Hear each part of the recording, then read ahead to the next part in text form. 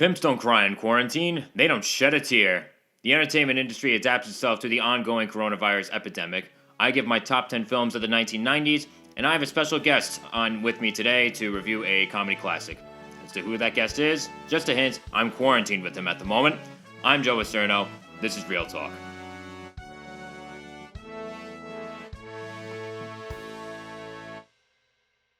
Alright, so as you all know, the coronavirus continues to have a lasting effect on industries and basically just the entire world. It just seems to be giving us all a giant middle finger. But again, of course, like I've said before, the entertainment industry is no exception. The next installment in the Marvel Cinematic Universe, Black Widow, which was originally slated to premiere on May 1st, is now getting delayed indefinitely. I was kind of looking forward to that one, but again, in light of everything that's going on, I understand the moves that everyone's making. But of course, other than just delays, movie studios are, trying to adapt themselves to everything that's going on because, of course, there aren't so many options as far as going out to movie theaters, at least where I come from in New York. So then they're releasing a lot of their projects, their films, for video on demand. And most of these films that are going onto video on demand, these new releases, are getting charged for $19.99 a rental. And some of these films include The Hunt, Emma, The Invisible Man, The Way Back, Onward, all of which are are pretty new releases that have come out within the last few weeks. And Onward in particular is, yes, it's on video on demand, but it's also going to be streaming on Disney Plus on April 3rd. And Frozen 2, which is another big Disney release as well, was originally supposed to premiere on the streaming service, I guess, much later than it was supposed to, because now it's scheduled for a premiere. It's being pulled up a few months, so that's going to be on Disney Plus very soon. So now, on top of all of that, all of the changes that studios seem to be making and streaming services seem to be making just to accommodate for everything that's going on, the Netflix has added a new feature to their streaming service called Netflix Party, where you can basically just, send a URL. You can start a group with people, send a URL to whatever messaging device that they use on the laptop, and they can go to said URL, and you can all watch the same show or same movie in sync with each other. So my friends and I took advantage of that this past Friday night, and we watched The Other Guys together. We all FaceTimed on our phones. What we originally started by FaceTiming on our laptops and playing the film also on our laptops, but again, the sound of the movie wasn't strong enough because, again, your laptop can only push out so much info, and so we had to play just the film on the laptops, and then we FaceTimed each other on our phones. And it was a nice movie night that way. And again, is this ever going to beat going to the movies or like having people physically in your home just to like get together and hang out? No, of course not. But at the same time, given the circumstances and given everything that's going on, it was a good time. This is a really solid option. I highly recommend that you, again, if you're feeling lonely, if you're missing your friends or that special someone, I suggest that you check out the Netflix Party Edition. I believe you need Google Chrome. It's only available through Google Chrome and their little web store that they have. And I'm not exactly sure what kind of operating system that you need. I'm not sure how current your operating system needs to be in order to use Netflix Party. Again, that's something that you're gonna have to look at. The whole. I'm not exactly much of a tech whiz myself, so that's something that I'm gonna suggest you look up because I don't want to give you guys the wrong information. But going back to the whole Netflix Party thing, my friends and I took the time to watch The Other Guys together, and of course we had a great time doing that. And I figured, in light of everything that's going on, I might as well review it on the show, and I might as well have one of the people on the show with me that watched the film with me to, review and just, shoot the shit. And just to, like I said, give you a hint as to who that person is. Like I said, I'm currently quarantined with them, so I've only had a couple people on the show before, and one of them I'm more likely to be living with than the other. So on that note, I'm just going to move on to giving you guys my top 10 films of the 1990s and going in order, counting back from each decade in film. Last episode, I did top 10 films of the 2000s, again, just to adapt and have something to talk about with all this coronavirus junk that's going on. So the 90s, of course, were a pretty interesting decade for film. You had a lot of indie filmmakers such as Quentin Tarantino and Paul Thomas Anderson come up and make names for themselves, but of course, at the other end of the spectrum, blockbuster films made huge grounds in terms of visual effects, in terms of animation. You had Toy Story coming out this decade, which is the first feature-length computer animated film, first of its kind. And then you had films with other groundbreaking special effects, like little movies such as Jurassic Park, such as Terminator 2, Judgment Day, such as The Matrix. So the 90s were a very, very important decade in film. And I'm just going to... I noticed that in terms of the length of the last episode and how long it took me to tell you guys my top 10 films of the 2000s, I'm like, wow, that's a big chunk of the episode right there. So I'm going to do my best to to shrink all of the explanations that I have as to why each film is on my top 10 of whatever list. Again, no promises, but you know what? I'll give it a whirl. So I'm just going to start this off by giving my honorable mentions for top films of the 90s, and they are, of course, Toy Story, Boogie Nights, Life is Beautiful, and The Shawshank Redemption. All right, starting off the list, coming in at number 10 from 1991 is Thelma and Louise. The film follows two Arkansas gal pals as they outrun both the law and one of their husbands after shooting a rapist. Directed by Ridley Scott and written by Callie Kahori, starring Susan Sarandon, Gina Davis, Christopher McDonald, Harvey Keitel, Michael Madsen, Stephen Tobolowsky, and Brad Pitt. Now, of course, at the center of this movie is not only an endearing tale of sisterhood. There is, it's a road trip movie basically, and you feel like you're on this grand adventure with these two sisters. Thanks in large part to the beautiful cinematography. This movie is beautifully filmed, and I think a big part of as to what makes this movie so strong is the pairing of both Susan Sarandon and Gina Davis. They're given great foil characters to play.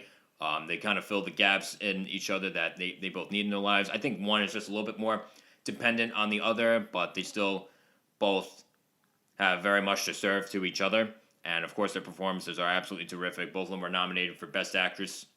Two performances from one film were nominated for Best Actress, which I think is very, very impressive. You get that every once in a while in the supporting categories, not as much in the leading categories. But this movie is a lot of fun. It's very funny, and like I said, there's a heart to this movie as well. And these girls are, of course, trying to outrun the law. And even though they were going mostly out of self-defense, how this movie ends up. And again, I don't want to say exactly what, but it's kind of moving, it's kind of poignant, and it really just nails in the dedication that these two friends have to each other. And again, like I said before, this film was directed by Ridley Scott, and even though this is not his number one, at least in my opinion, this is definitely up there in terms of being among his best films. But at the same time, this movie feels the least like his other films. All right, number 9, Pulp Fiction. Pulp Fiction follows the intersecting lives of those associated with an LA mob king over the course of a couple of days. The film was directed by Quentin Tarantino, written by Tarantino and Roger Avery, and stars John Travolta, Samuel L. Jackson, Uma Thurman, Ving Rhames, Tim Roth, Amanda Plummer, and Bruce Willis. Now, I know I use the phrase a lot, this movie's the one that established so-and-so as an auteur. Well, this is the one Pulp Fiction is a film that established Quentin Tarantino as an auteur. Of course, it's coming off fresh from Reservoir Dogs. That was a film that kind of proved as to what he can do as a filmmaker, but I think this is the one that made him, an entity that, a lot of people can recognize and get behind. And the reason I say that about this one is because this film is the most Tarantino film. This is a film where I think a lot of his trademarks first came into the forefront, of course, his very dark sense of humor, pop culture references, and the dialogue. This is the film where I think the dialogue that we so much associate with Quentin Tarantino, this is where it first came from.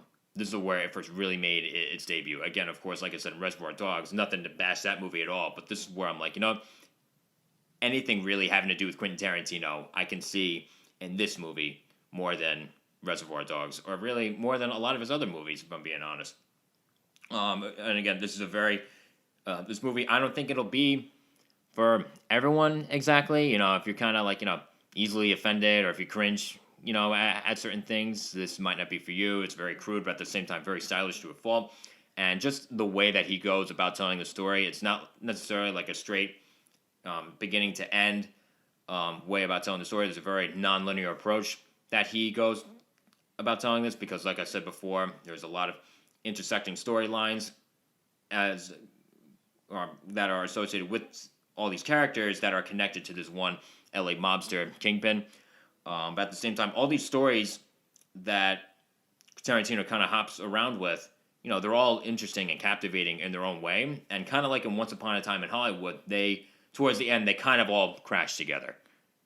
And so I think that's one of the things that really stands out about Pulp Fiction, because I feel like there aren't a lot of movies, at least around that time, that were willing to do that. And when I think of indie films in the 90s, again, the 90s is the decade that I most associate indie filmmaking with.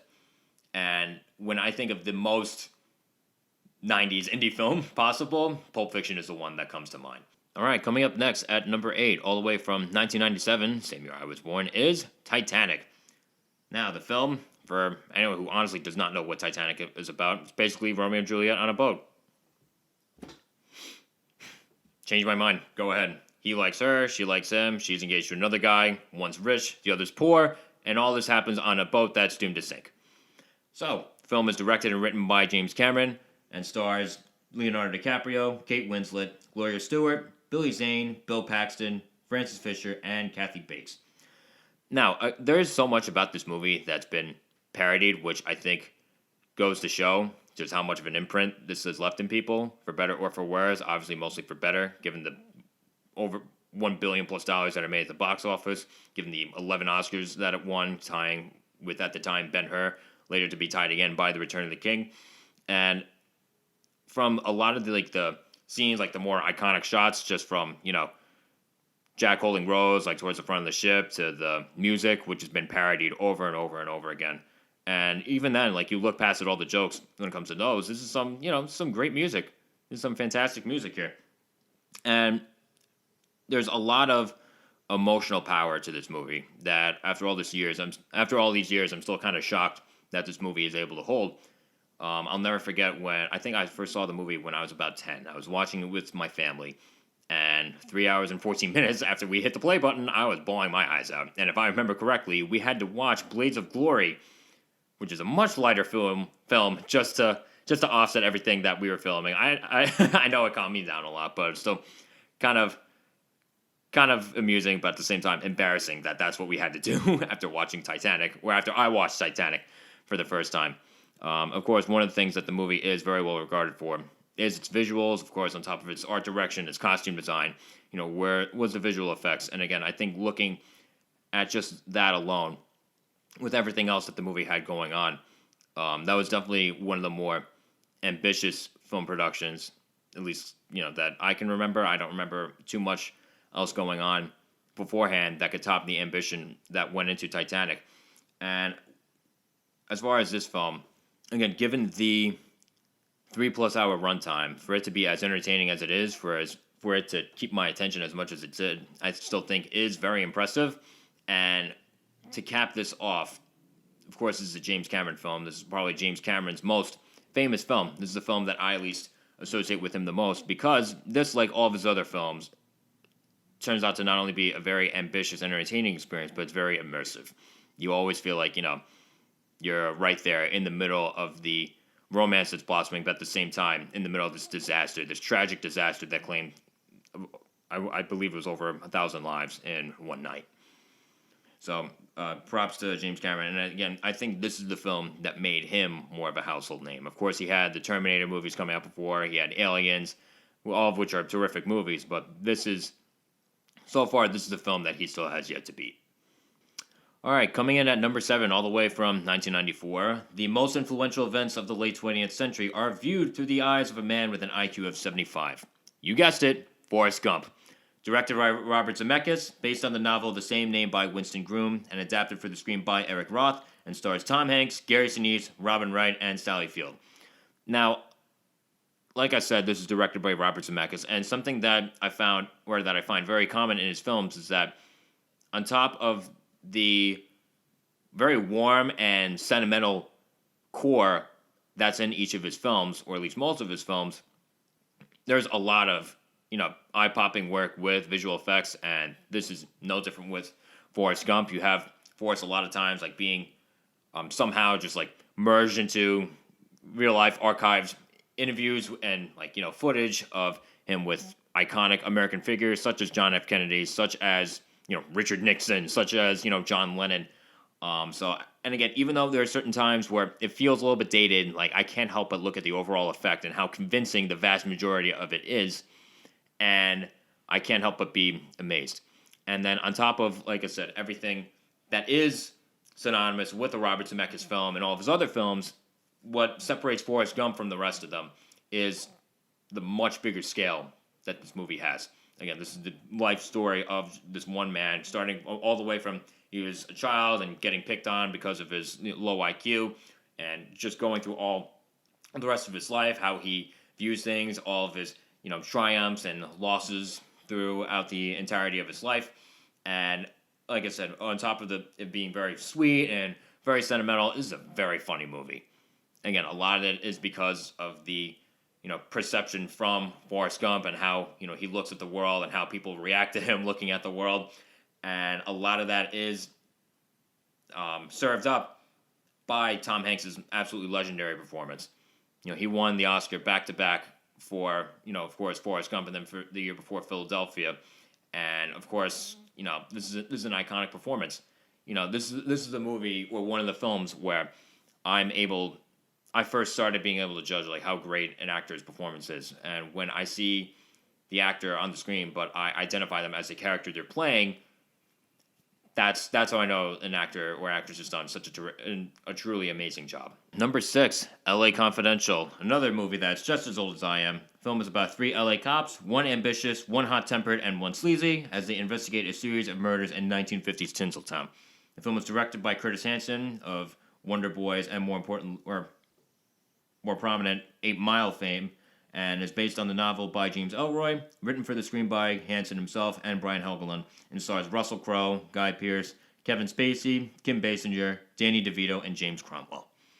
Now, once you can get past the fact that Kevin Spacey is in the movie, this movie is a breath of fresh air into the detective story that is both intelligent and riveting, and not only is that because of the dynamic direction from, of course, Curtis Hanson, may he rest in peace, strong performances all around, and then, of course, the visuals have a lot to do with this as well, and they somehow, between the artistic design and the cinematography, they all manage to not only immerse you in 1950s LA, but they also manage to make the underbelly of the City of Angels glimmer as well, which again I think it's tough to pull off. But the thing that makes this film have such a lasting effect on me personally is the screenplay. It's very layered, and there are a lot of moving parts to the story. There's so much going on. It's very complex and intricate. It's it's very smart, but at the same time, with all of that going on, it still manages to throw in a couple twists here and there that threw me for a loop. So I think honestly, this is a masterclass in screenwriting. In terms of its script alone, it's just firing on all cylinders. It rightfully won the 1997 Academy Award for Best Adapted Screenplay. And to me personally, I think this film should have won Best Picture that year. Yes, over Titanic. All right, number 5, American Beauty. American Beauty follows a man stuck in a midlife crisis as his life goes in unpredictable directions following his infatuation with his daughter's best friend. Directed by Sam Mendes, written by Alan Ball, and stars Kevin Spacey, Annette Bening, Thora Birch, Mina Suvari, Wes Bentley, and Chris Cooper. Now, again, I am looking at that casting, and there's something that feels like I'm going to get into a little bit of trouble by putting Kevin Spacey, or by putting 2 movies in a row on this list that star Kevin Spacey. But, it's just really unfortunate that one of the great actors that I can at least remember, it just turns out to be a scumbag human being when the camera gets turned off. Now, I remember first watching this movie, and I'm thinking to myself, because again, this movie does involve a man, getting head over heels, infatuated with a much, much younger girl. I'm thinking to myself, wow, that must have been really tough as an actor to do, to be so much older than this one girl, and just be able to sell it as this guy who's just hopelessly head over heels. I don't know if you even know head over heels is the right word for it. He's not exactly in love with her. He's just infatuated with her. But for him to sell it as much as he does. I'm like, wow, that must have been really tough. Then, then all the stuff, all the shady stuff started coming out about Kevin Spacey and how he's acted towards, younger professionals in the entertainment industry. And I put that together. I'm like, that makes sense now. It's all coming together. Of course, again, I got to give credit where credit's due. His performance is absolutely amazing, and everyone else around him and at Betting, especially, she's also terrific in this movie as well. This is one of the movies that I at least, associate the most with her and her career. Now, given the central storyline of this film, it's not for everybody. It's a very weird watch in certain points. It's a tough watch in certain points. It's very twisted and it's very provocative. And I think for the film to be as bold as it is, to kind of pull as little punches as it does, I think that's in large part, due to Sam Mendes. And, of course, the writer, Alan Ball. This is a very, very witty script. But I think the two of them to just come together and just go there and to just go exactly where this movie does. This kind of feels like a perilous journey. And that must have been, very interesting making that movie. But, I think it ended up being worth it in the end, despite, everything that goes on with, Kevin Spacey and the kind of man that he decides to, make for himself. And, of course, on top of that, too, the editing and the cinematography, too, they, on top of all the acting and the music, it all pulls you into the scene. It pulls you into modern-day dysfunctional suburbia. Number 4, Saving Private Ryan. Following the events of D-Day, a group of 8 U.S. soldiers go deep into enemy territory to find the one soldier who has a ticket home because his 3 brothers were killed in action. This film was directed by Steven Spielberg, written by Robert Rodat, and stars Tom Hanks, Tom Sizemore, Vin Diesel, Edward Burns, Barry Pepper, Adam Goldberg, Jeremy Davies, and Matt Damon. Now, the thing that, of course, is so memorable and really iconic about this movie is the opening sequence in the film where it follows the soldiers invading the beaches of Normandy, storming the beaches of Normandy. This is an incredible sequence. It's obviously very, very intense. And, of course, you would think that this is the highlight of the film. This is the high point of the film. And, honestly, it probably is. So it feels a little weird to say that because it seems like, the film peaks a little early. And even though it does, it's not like it really goes far down after the sequence is done. This still turns out to be, again, a very intense, not for the faint of heart, but also a very, very mesmerizing portrait of war. And another thing that stands out about this movie so much, what separates it from other movies, is the very human moments in between all the action, when it just comes to these 8 soldiers, joking with each other, bickering with each other, like struggling or arguing about the idea of why are they sending 8 soldiers just to rescue one guy. And it kind of, opens a window as to far, like, how do they feel about all this? Like, do they want to risk all their lives just to rescue one guy? And, it doesn't really take the easy way out in terms of answering that question. But on top of that, this is among the best work of the careers of both director Steven Spielberg and Tom Hanks. This is a movie that I look at both their work in this movie, and from this movie, I can see, like, a classic pairing of director and actor. Because this would not be the last film that the two would go to work on together. Of course, there was The Terminal, there was The Post, and of course, this movie won a few Oscars, including Best Director for Steven Spielberg, but it somehow lost Best Picture to Shakespeare in Love. Now, again, I'm not going to say that Shakespeare in Love was a bad movie, but at the same time, you want to go between movies that are more memorable. Which one do you think about more? Which one do people actually talk about more today? Shakespeare in Love or Saving Private Ryan?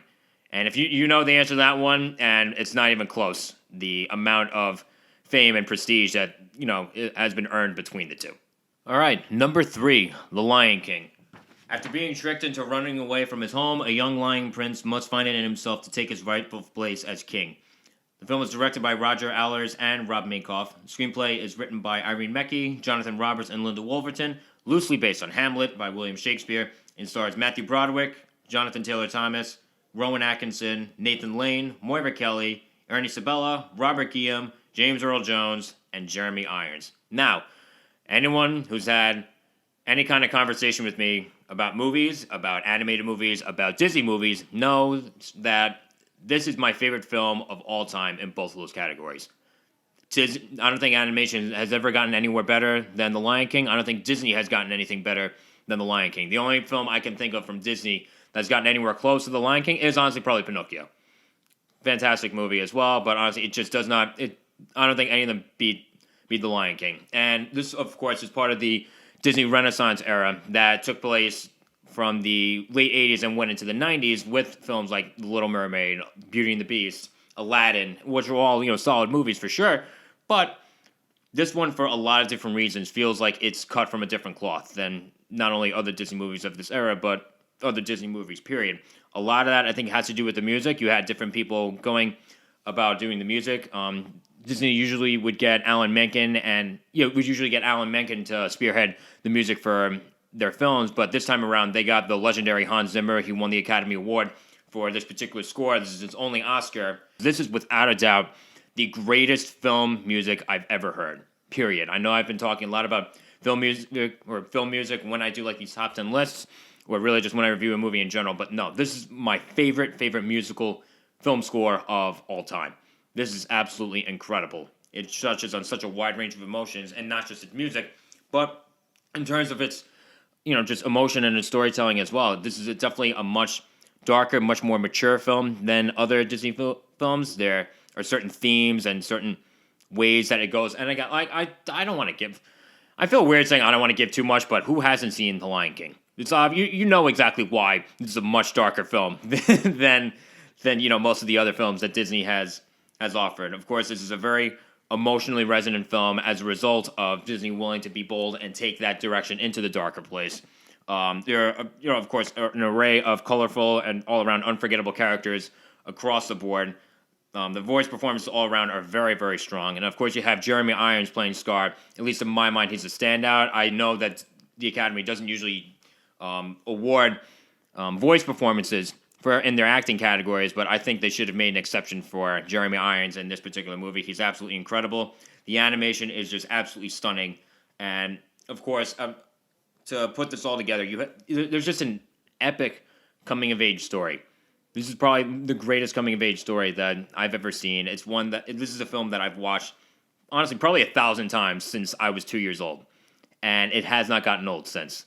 I just can't believe the power that this movie has on all fronts. And to think too, I mean, this time again, this is in the 90s. Disney was putting their quote unquote better guys. They were putting more of an emphasis on Pocahontas. They had their B team on The Lion King. And obviously, look at which one ended up being much better. Look at the results between the two films. Look at which one ended up earning more of a name for itself. I can't think of anyone who hasn't seen The Lion King. I could probably think of a few people who haven't seen Pocahontas. And again, if you look at the end products of both of those films, it's not even close. The Lion King just takes the place, completely blows Pocahontas out of the water. Number 2, Schindler's List. In Germany during the Holocaust, businessman Oskar Schindler shelters Jews under persecution by the Nazis by hiring them to work in his company. Directed by Steven Spielberg, based on the book Schindler's Ark by Thomas Keneally, with a screenplay by Steven Zaillian, and stars Liam Neeson, Ben Kingsley, and Ralph Fiennes. Now, this movie came out, and like I said, in 1993, the same year as another Steven Spielberg movie came out, which was called Jurassic Park. Now, obviously, considering the wild success of both films, 1993 was a great year to be Steven Spielberg. If I could be literally anyone during any year, it'd be Steven Spielberg in 1993. Because two blockbuster successes in 1 year, that's more than most people accomplish in their lifetime. And obviously, just focusing more on Schindler's List. Of course, this is a very dark subject matter, but at the same time, Spielberg provides a very humanistic approach to handling with all this. That he provides hope in a dark world that was all too real, and at the same time, he still spares no gruesome, tragic detail that could have been associated with the setting of this particular story. A lot of times with Spielberg films, they're accused of being too sappy, too sentimental, but I think the amount of sentimentality that he applies to this film just balances perfectly with, again, like I said, the really dark world that, Oskar Schindler is a part of, that he's witnessing. And on top of all that, the film is 3+ hours long, which again, given the subject material of this film, 3+ hours of it might be a very tough watch, but it ends up being highly worth it if you ask me. And I think that for a film that is, I want to say 3 hours and 15 or 20 minutes, it moves along very well. Certain movies have to feel like, kind of slow, have to feel, I guess, kind of long, but they shouldn't drag. And this movie, I can't say ever drags. On a visual front, this is filmed in black and white, and this gives the film like kind of like a stark beauty to it all. Performances all around are just outright astonishing. You have Liam Neeson just totally killing it as this charismatic businessman, and then towards the end of the film, he kind of breaks down when he thinks about all the more lives that he could have saved, and that scene is just absolutely heartbreaking. Then you have Ralph Fiennes, aka Lord Voldemort, playing Amon Goeth, the antagonist in this movie. He was a Nazi commandant, and he's just a monster in this movie. He is absolutely incredible. Of course, John Williams is one of Steven Spielberg's most frequent collaborators. His score for this film is absolutely heart-wrenching.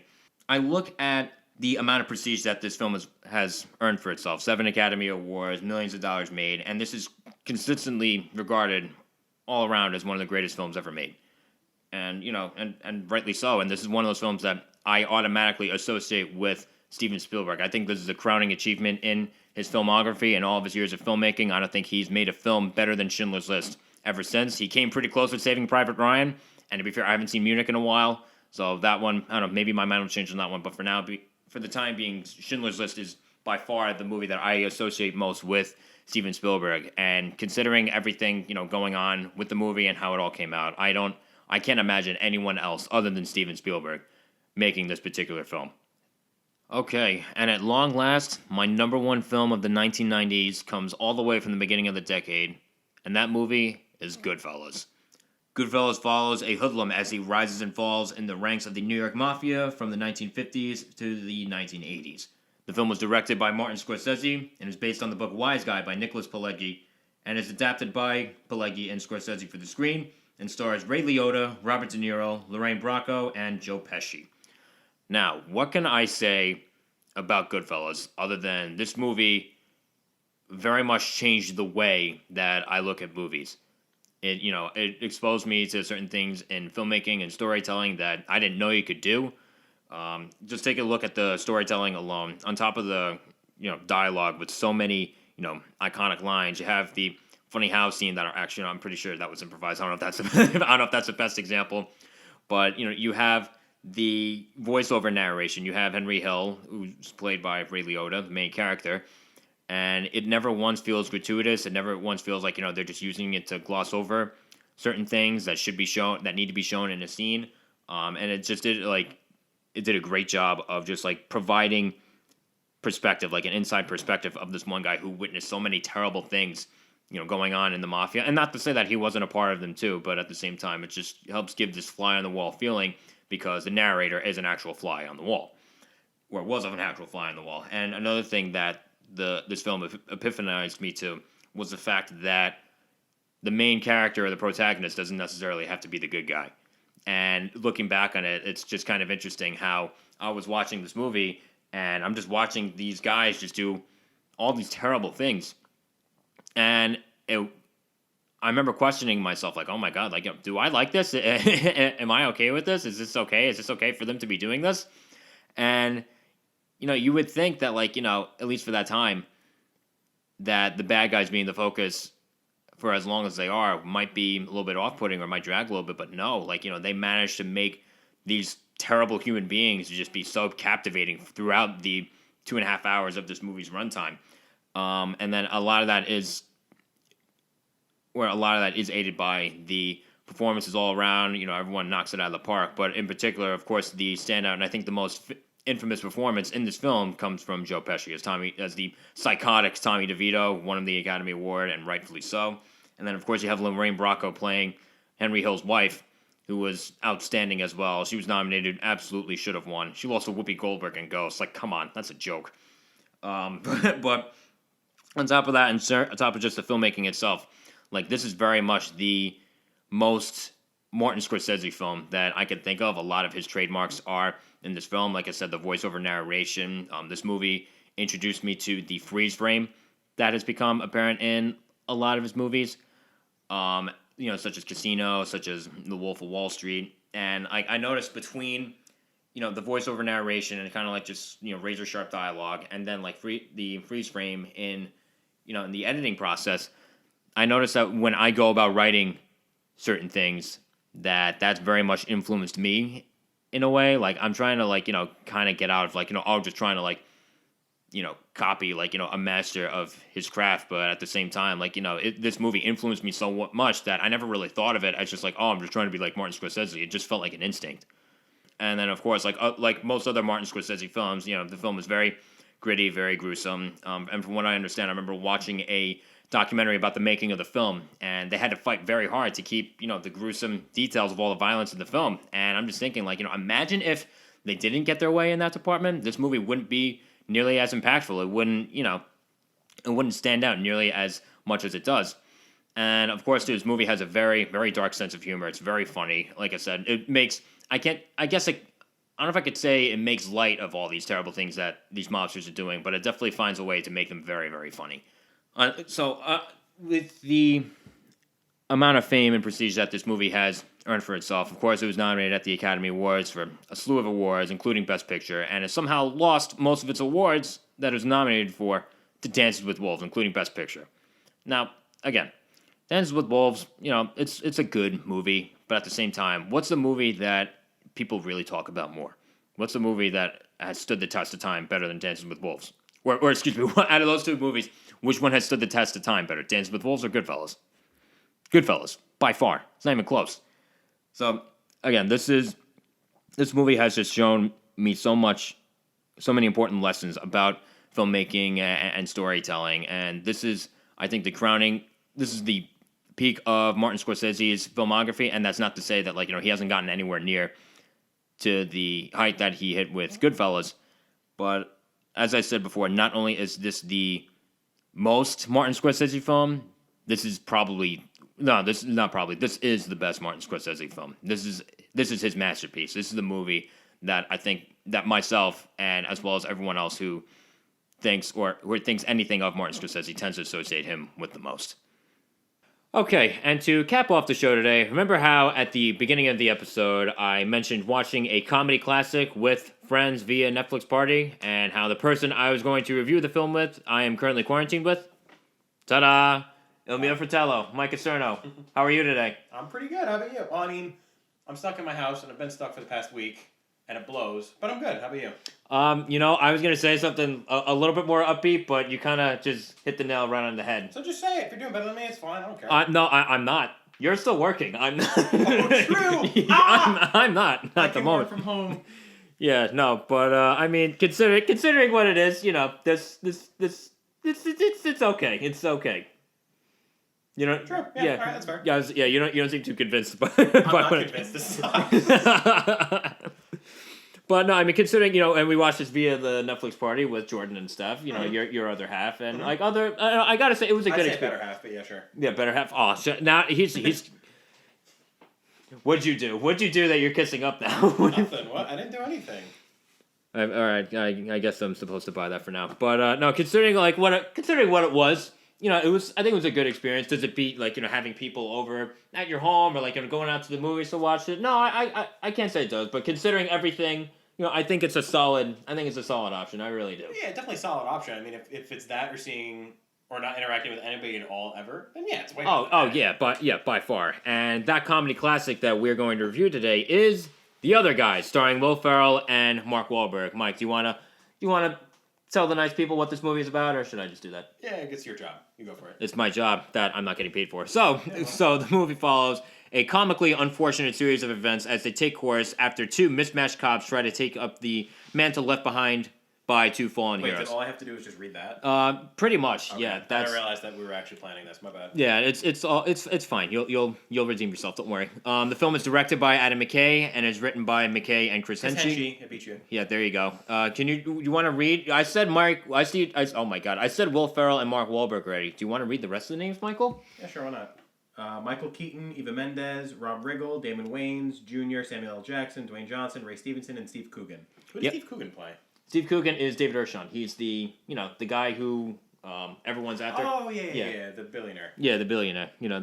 they're very irresponsible billionaire. All right, so Mike, what were your thoughts on this movie? Is this movie really rated PG-13? Yeah, I was surprised at that too. It was a good movie.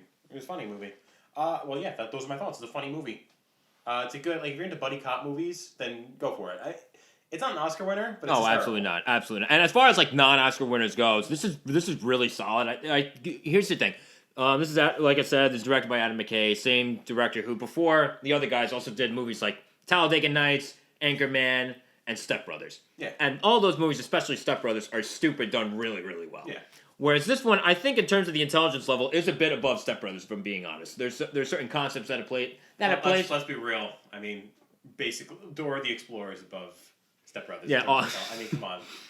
But even then, like, there's certain parts as far as, like, the detective story and whatnot that it plays with, and, like, there's certain ties into, like, certain messages about, like, like the financial sector and stuff like that it toys around with. That I gotta say that it doesn't feel totally stupid. And I think it handles that pretty well. It doesn't feel like, Adam McKay is just like, this comedy director who's just like, getting too big for his britches by trying to do something smart. That never felt like anything like... This movie never felt anything like that throughout this entire runtime. It's mostly lowbrow humor that you can feel good about because there's highbrow themes in there. Yeah, that's a great way to put it. You won't feel bad for enjoying this movie. Yeah, you won't feel like you're losing IQ points. Yeah, like if I watch the Benchwarmers, I'm like, oh shit, I enjoyed this movie. I'm retarded. Yeah. But this one I could watch and be like, hey, no, it's just a funny movie. Nothing wrong with me. Exactly, and it is a very, very funny movie. Like we were saying, despite its PG-13 rating, like of course, because I think Anchorman's PG-13, but Step Brothers is rated. Yeah, Step Brothers rated. Remember, how did you convince Mom and Dad to let us watch Step Brothers with them? I said that the worst parts of the movie are in the trailer, so parents can rate it.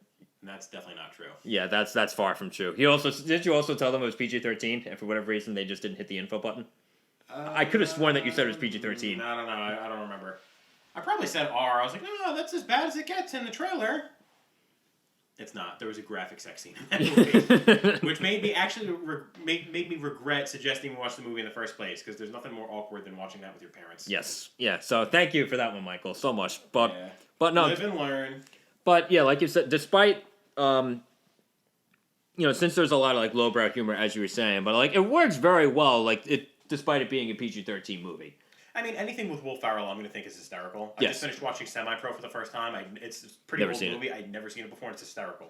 So yeah, that's okay. So like you said, anything or just about anything with Will Ferrell, you can almost assume it's a funny movie. And it's not just him that's in this movie too. Him and Mark Wahlberg work very well together. They're a great duo, and the characters that they give to play are like they're great compliments to each other. Like Mark Wahlberg is like this very angry, frustrated, hot-headed cop, and then Will Ferrell's like this mild-mannered, but at the same time very passive-aggressive guy who like the gator wants to get out. He's passive-aggressive, but really only to his wife. Which is one of the funniest parts in the movie. He's like a master of deadpan. Yeah, I can't think of anybody else in any other actor who does deadpan as good. Yeah, it's just like how do you say the stuff that he says to Eva Mendes of all people? Yeah, who's way out of his league in more ways than one. Will Ferrell's not a.